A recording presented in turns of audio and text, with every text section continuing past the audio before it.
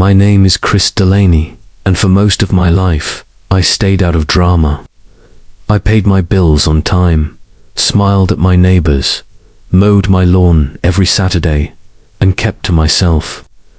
I live in Birchwood Springs, the kind of suburban neighborhood where everything looks perfect from the outside. White fences, trimmed hedges, silent nights. But it only took one person to turn all of that upside down. One person with a clipboard, a smug smile, and a thirst for control. Her name, Karen Whitmore, HOA president, self-proclaimed enforcer of peace, queen of petty. But before I get to the war, let me tell you what started it all. It began with Benny, my golden retriever. Loyal, fluffy, gentle Benny. After my wife passed away 2 years ago, Benny wasn't just a dog. He was family. He was there for my son Liam when nothing else made sense. He gave us joy, purpose, and unconditional love. So when I got a bright orange envelope taped to my door with violation notice written in bold red letters, I thought it had to be a mistake. Nuisance pet, $250 fine. Off-leash dog witnessed disturbing landscaping and causing a safety concern. Further violations will result in pet privileges being revoked. I stood there on my front porch, holding the letter like it was a joke. Benny, a nuisance. He was on a leash every single time. We walked the same route daily, waved at the same neighbors. Nobody ever complained. In fact, most people gave him treats or stopped to pet him. But Karen had it out for us. I tried to handle it calmly. The next HOA meeting was 2 days later, so I showed up. I didn't want to cause trouble. I just wanted to clear the air. The meeting was held at the community center. A bland little building that smelled like disinfectant and dried up ambition. I walked in with Benny's picture in hand and sat quietly in the back until public comment was opened. Karen sat at the head of the table, dressed like she was running for Senate, stiff blazer, pearl earrings, lips permanently pressed together. She didn't look at me. She didn't smile. When my name was called, I stepped up. "Hi, I'm Chris Delaney, from 221 Brookstone," I said, holding up the violation notice. "I received this 2 days ago. I just wanted to clarify, my dog Benny is always leashed, and we've never had any issues before." Karen raised her eyes like I'd just suggested turning the whole neighborhood into a circus. "I understand, Mr. Delaney," she said coolly. "But we received video evidence submitted by a concerned homeowner showing your dog off-leash and urinating on multiple properties." My mouth dropped open. "That's not true. I walk him every day, on a leash and wait." "Video evidence? From who?" She didn't answer, just clicked her pen and said, "The matter is closed. If further infractions occur, we'll have no choice but to escalate." And that was it. Meeting adjourned. No evidence shown, no discussion. Just me, publicly shamed, fined, and dismissed like I was some kind of criminal. That week, things escalated quickly. I received 2 more notices. One, for improper bin placement. Apparently, my trash can was visible from the sidewalk. And another one for unauthorized pet behavior, $300. In a span of 5 days, I was fined over $500. But then I saw Karen walking her own Yorkie off-leash. That's when it hit me. This wasn't about Benny. It wasn't even about rules. It was personal. I hadn't voted for Karen. I hadn't shown up to the meetings. I hadn't donated to the community picnic fund. I kept to myself, and that made me suspicious in her eyes. Non-compliant, uncontrollable, and now She was using the HOA as her own personal weapon. I tried to get help, emailed the board, called the HOA's legal rep. Nothing. No one would talk. To me, then came the day I'll never forget. I got home from work and found a chain and padlock around my backyard gate. A laminated sign flapped in the wind.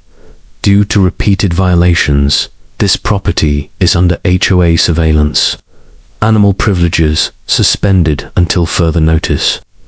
Do not remove lock without authorization. I stood there, stunned. My dog had been banned from his own backyard.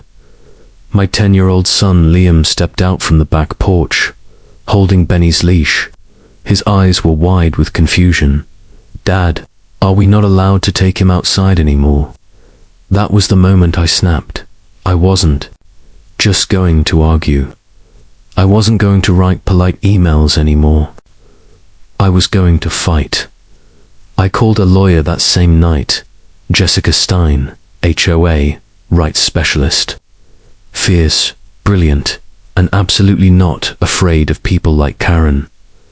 I sent her all the notices, pictures, security footage clips that Karen had apparently submitted, and the moment Jessica looked at the footage, she smirked.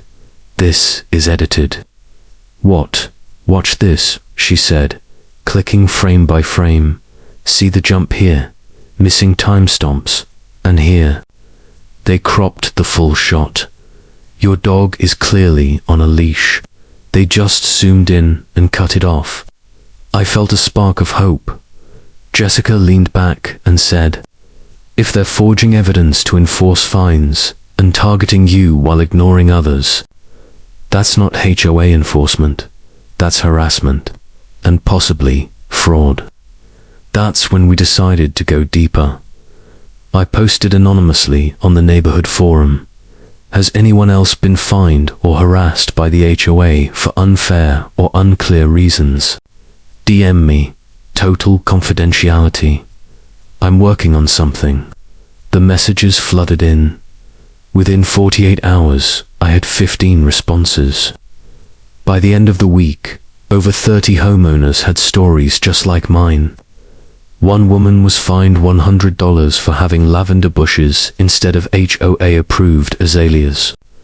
A retired veteran was fined for flying an American flag without prior visual approval.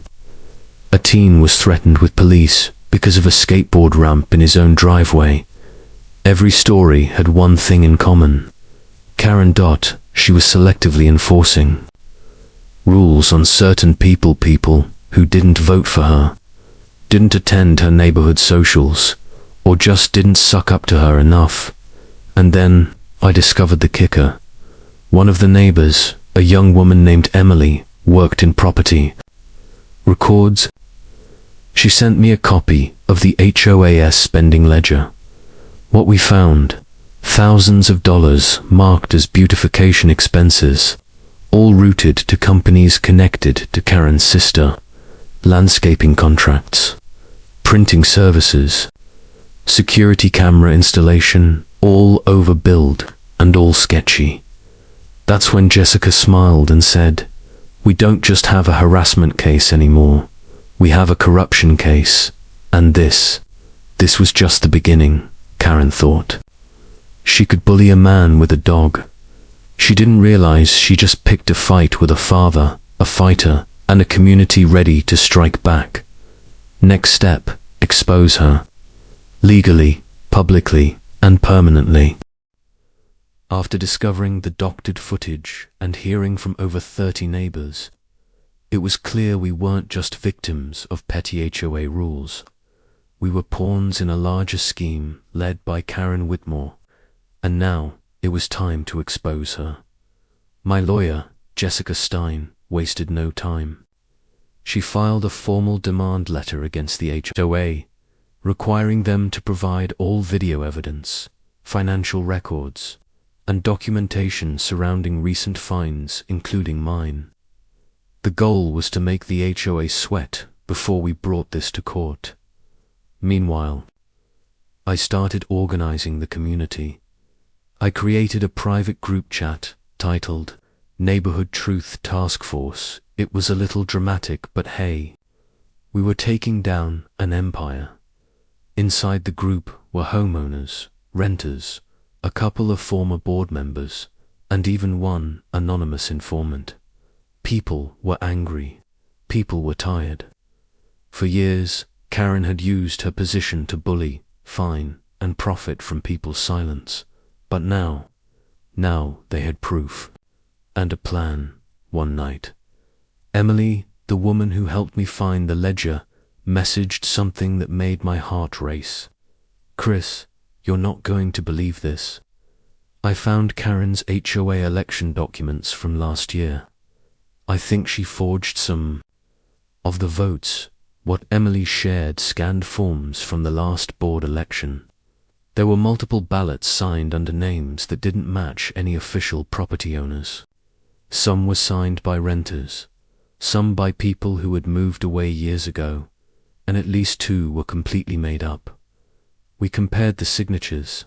They were suspiciously similar, almost like one person wrote them all.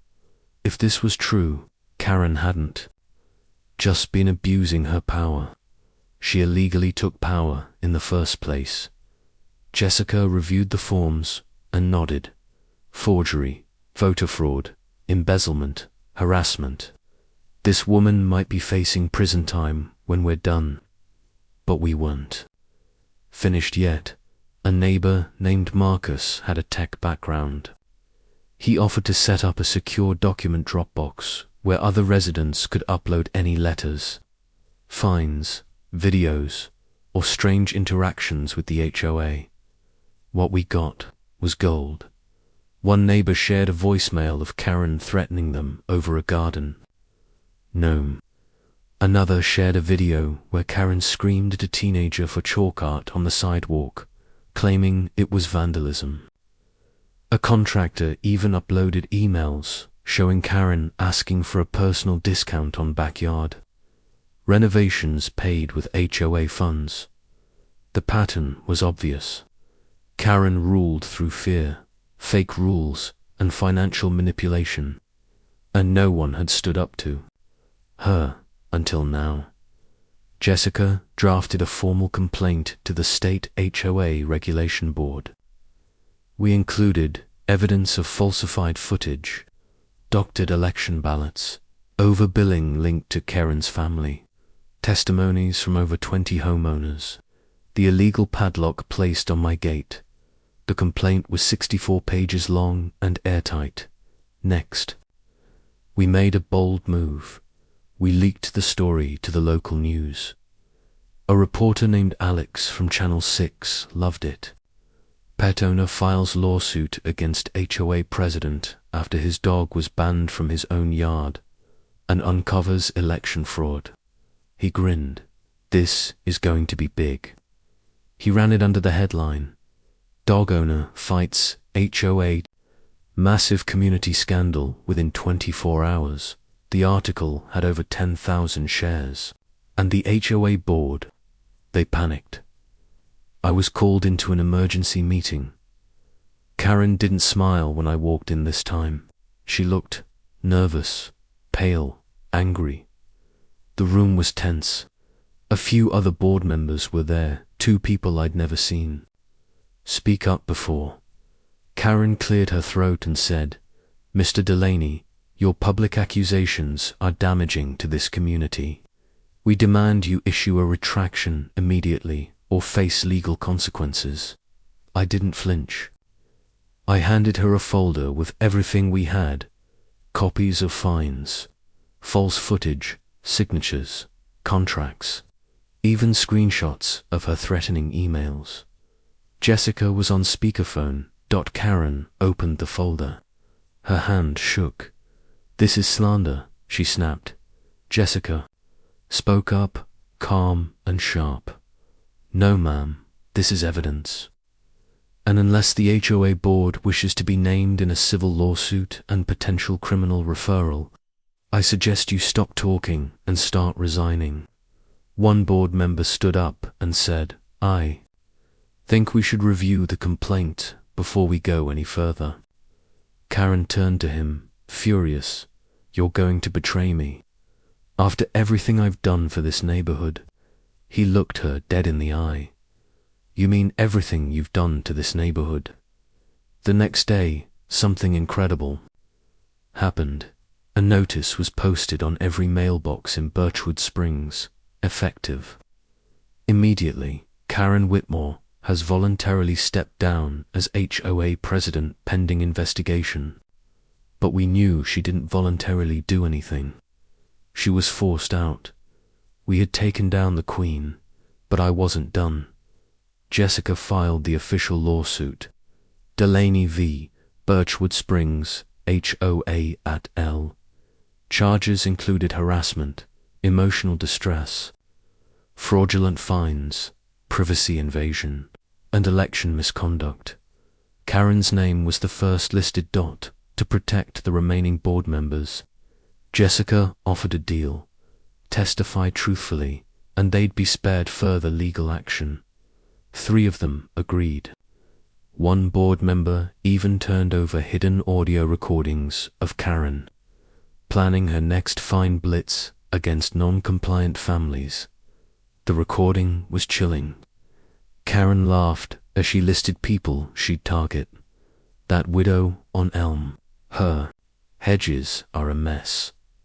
Fine her, Chris. Hit him with another pet violation. He's too smug. It wasn't about rules. It was about revenge now. It was about justice. In the weeks that followed, the HOA board was dissolved pending re-election. An audit was launched into all HOA financials from the past 5 years. Karen was officially charged with election fraud and misuse of funds. The padlock on my backyard gate removed.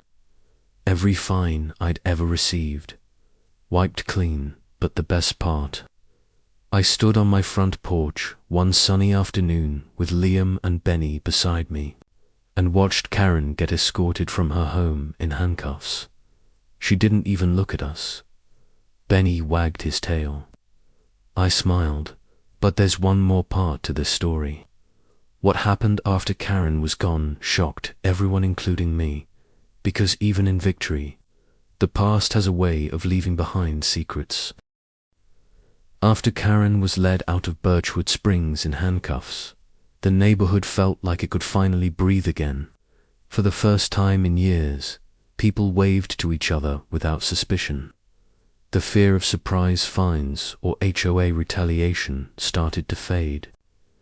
Benny roamed freely in our fenced yard, chasing butterflies and barking at squirrels, finally living the carefree dog life he was born for. But the story wasn't over.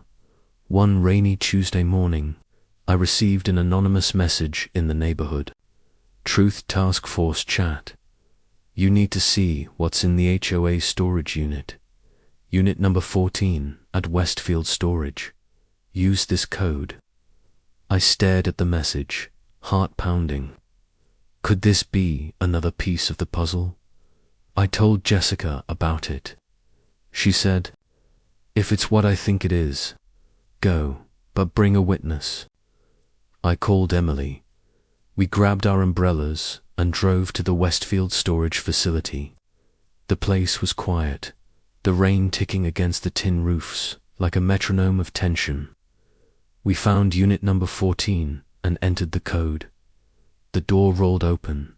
Inside were old filing cabinets, bins labeled archives, and stacks of documents, some going back over 10 years. The smell of mildew and dust filled the air. It felt like opening a time capsule or a crime scene. Emily pulled open a drawer labeled Finis 2020 a 2024. I dug into another marked meeting notes. Then, at the bottom of a dusty filing cabinet, I found it, a large, leather-bound book. It was labeled Personal HOA, Ledger, KW, Karen Whitmore's personal book. I opened it carefully. My jaw dropped. Inside were handwritten entries pages upon pages of notes, schemes, and, most damningly, financial logs that never appeared in the HOA's official records. Page 3. Chris D. Dog. Fine.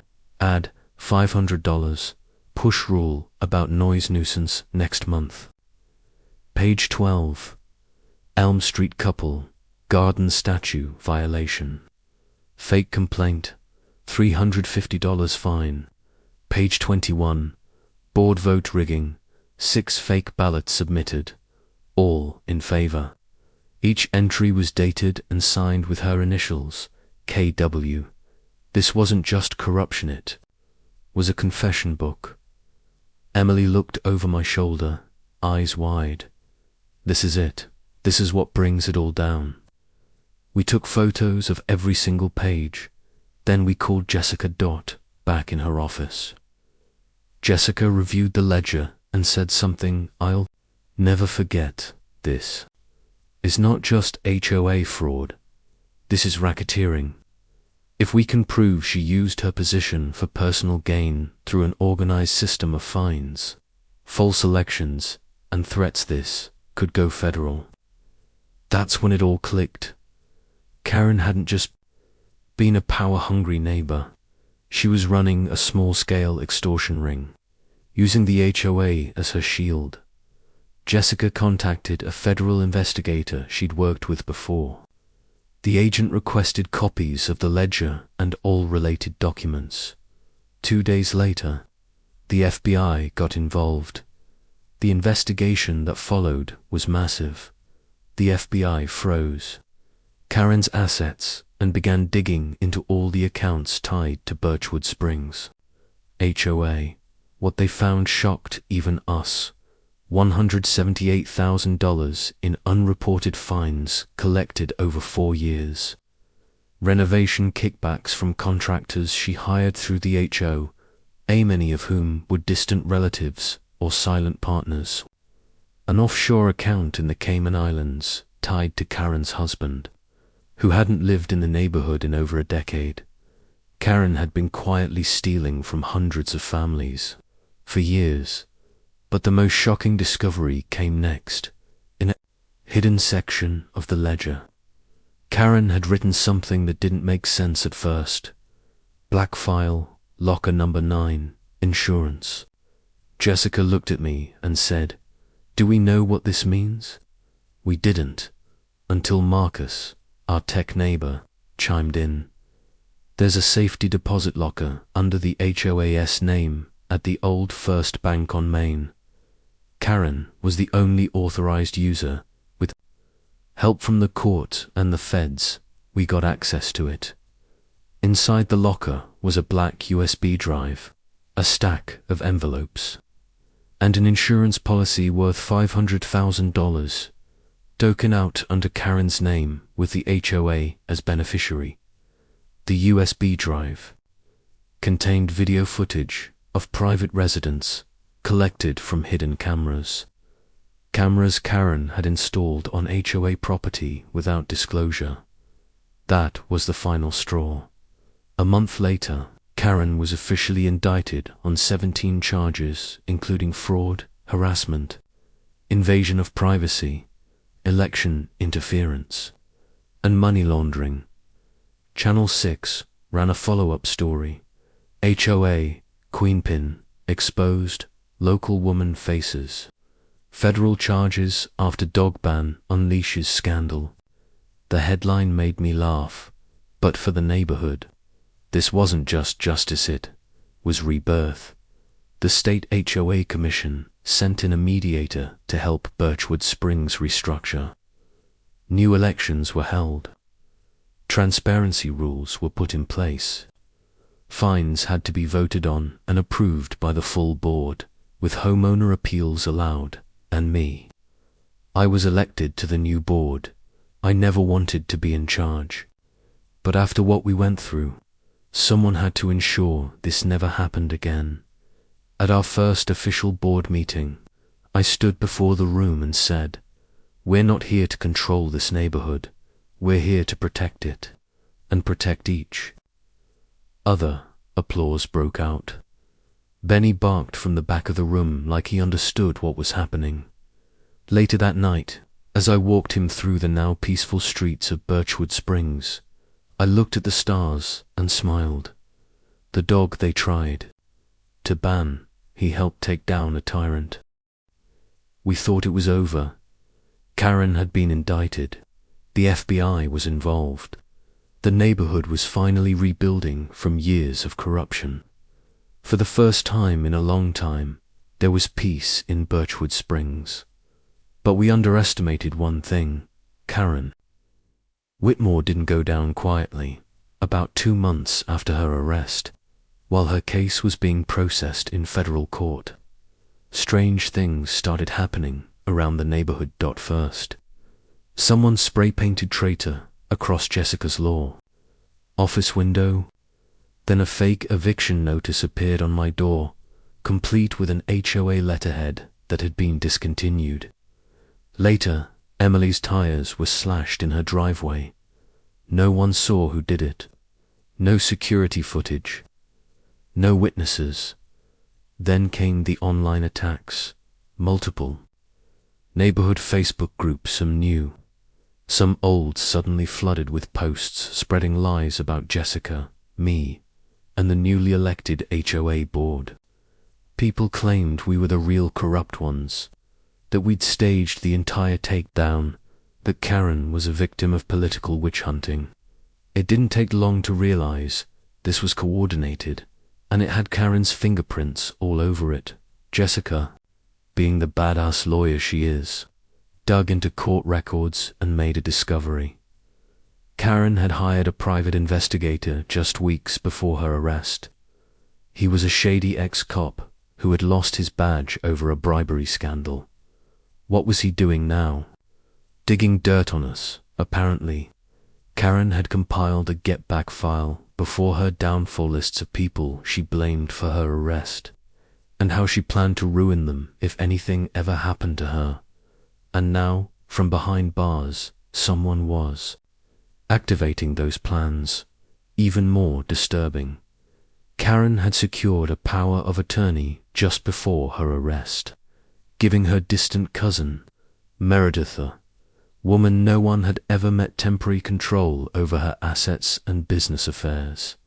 Turns out, Meredith had moved into Karen's old house and had begun attending HOA meetings. That's when things got ugly. At the next HOA meeting, Meredith showed up in full Karen-style attire, high heels, oversized sunglasses, pearl necklace, and that signature smug grin. She took the microphone and announced, per Section 1(b) of the bylaws, I am reclaiming Karen Whitmore's board seat. As her legal proxy, I am fully authorized to act in her interest. The room fell into shocked silence. Jessica stood up and responded calmly.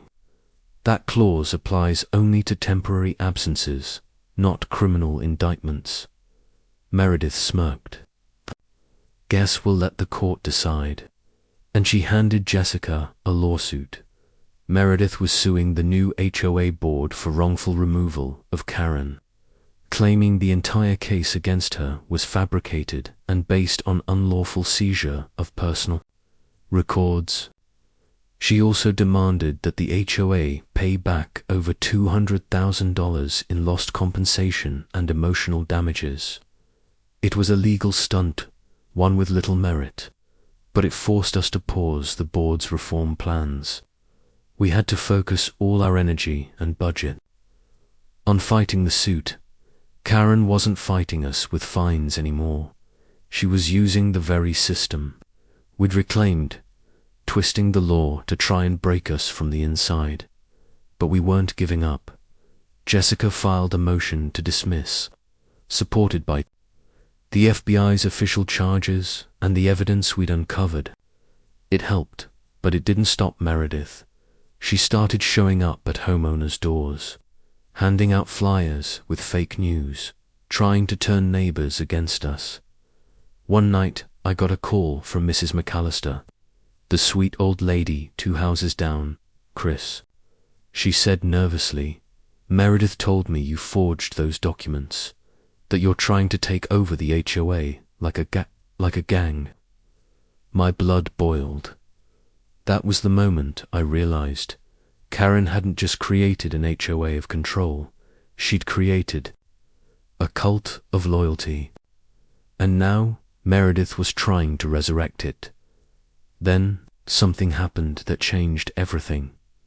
One evening, Benny and I were out for a walk when he stopped near Karen's old house and started barking aggressively. I noticed a faint blinking red light near the gutter. A camera, it looked new. I took a closer look and saw 3 more hidden along the edges of the house, all pointed not inward but outward. Toward my house, Jessica's, and Emily, single quotes, as Dot, Karen, or Meredith, had installed new surveillance equipment. I called Marcus, our tech neighbor, and we returned that night with tools. From the alley behind the house, Marcus used his laptop to detect the camera signals. They were all transmitting. Somewhere, he smiled. I think I can trace this. 2 hours later, we had the IP address. The cameras were live streaming to a private server registered under a company called W Shadow Solutions. Jessica did a business lookup, registered address, Karen's husband's office in Arizona. This wasn't just creepy, it was illegal. Jessica filed for an emergency cease and desist and notified the FBI's cybercrime division. Within 48 hours, federal agents seized the server and shut it down. And, just like that, Meredith vanished. She left in the middle of the night. Her house emptied. No forwarding address. No goodbye. The federal prosecutor added new charges to Karen's case. Coordinated cyberstalking, conspiracy to tamper with witnesses, violation of court orders. While awaiting trial, she was transferred to a federal detention center. When we got the news, the neighborhood felt a strange mix of relief and exhaustion. It was finally, truly over. No more secret cameras, no more fake fines, no more Karen. We held a celebration block party the following weekend. Neighbors brought food. Kids played with Benny. Someone brought a cake shaped like a dog. House with justice for Benny written on top. We laughed, we cried, we healed. Jessica gave a short speech. This neighborhood didn't fall apart because of rules. It fell apart because we stopped looking out for each other. Let this be a reminder. One person with power can do a lot of harm, but a community that stands up together, that's unstoppable. She raised her glass to Benny the bravest. Good boy in Birchwood Springs. Everyone cheered, even Benny barked in approval. To be continued in part 5. A new HOA is born because it's not enough to fight corruption. You have to rebuild something better. The shadow of Karen's reign had finally lifted from Birchwood Springs. Her legal downfall, the disappearance of Meredith, and the shutdown of their surveillance operation had marked the end of an era of fear, control, and chaos. But endings aren't enough, because when you tear down corruption, you have to rebuild something better in its place. And that's exactly what we set out to do. Jessica, Emily, and I gathered the community for a meeting this time, not in the HOA clubhouse, but in the public park under the open sky. No intimidation, no rules threatening people with fines. Just folding chairs, snacks, and truth. We called it the New Roots Assembly. Over 60 homeowners showed up. The first order of business was simple: trust. We passed out transparency packets, documents outlining all the misused funds, false charges, and HOA expenses under Karen's leadership. We didn't hide anything. Then Jessica presented the new HOA charter, It had three key principles: transparency over control, community over compliance, democracy over dictatorship. Every major decision would now require open votes. Board members would have term limits. All financial reports would be publicly accessible each quarter. But most importantly, every homeowner had a voice, even if they didn't agree with us, especially if they didn't agree with us. The charter passed unanimously. Then came the election. Jessica was nominated for president and won with 89% of the vote. Emily became the treasurer after exposing years of embezzled HOA money. No one was more trusted to guard the books. I, surprisingly, became the vice president. I didn't want it at first. I wasn't a leader. I just wanted to protect Benny. But the community insisted. Chris, Mrs. McAllister had said, "You stood up for your dog, and then you stood up for us." That's the kind of leadership we need. How could I say no? The change wasn't instant. Rebuilding never is. There were disagreements. One homeowner wanted to eliminate all HOA rules completely. Another feared that, without strict guidelines, the neighborhood would fall into chaos again. But instead of shouting or threatening fines, we had discussions. We created a community forum, and we didn't just focus on what went wrong. We focused on what could go right. We launched a new project, the Birchwood Springs Dog Parker space, where pets like Benny could roam freely, safely and legally. Jessica secured funding through a community development grant. Emily handled the budgeting. I worked with Marcus and a group of volunteers to build the space from scratch. At the opening ceremony, Benny got to cut the ribbon while chew through it. Kids clapped. Dogs barked. Adults smiled. It was a moment that felt symbolic. A community once suffocated by control, now freed by cooperation. Then something unexpected happened. We received a letter from the state HOA regulatory board. Apparently, our case and the reforms we made had caught statewide attention. They asked Jessica to participate in a task force to help rewrite state guidelines for HOA conduct and homeowner rights. It was a huge honor. We weren't just fixing our neighborhood anymore. We were helping to fix the system itself. But even with all the good changes, sometimes I'd still wake up in the middle of the night, heart racing, thinking I heard a gavel slamming or Karen's voice shouting violation. Trauma doesn't vanish overnight, but healing comes through progress. And every time I looked at Benny sleeping peacefully by my bed, I remembered why we started this fight. It wasn't just about rules or lawns or barking complaints. It was about freedom, about belonging, about not being afraid of the place you call home. One evening, we held a summer movie night in the park. We projected a film on a white sheet, brought popcorn machines, and laid out blankets. Halfway through the movie, a little girl tapped me on the shoulder. "Mr. Chris, is your dog famous?" I laughed. "Why do you ask?" "Because my mum said he saved the neighborhood." I looked over at Benny, who was wagging his tail, surrounded by children petting him like a celebrity. I smiled. "Yeah, he kinda did."